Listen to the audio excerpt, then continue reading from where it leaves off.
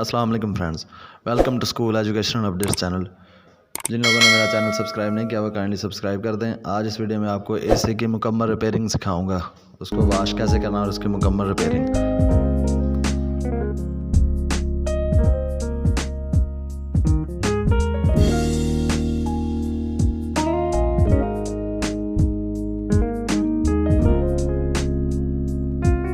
इस ब्लोअर को और ये जो कूलिंग पाइप्स हैं इनको आपने पानी से अच्छी तरह धो देना, बिल्कुल प्रेशर के साथ धोना अच्छी तरह।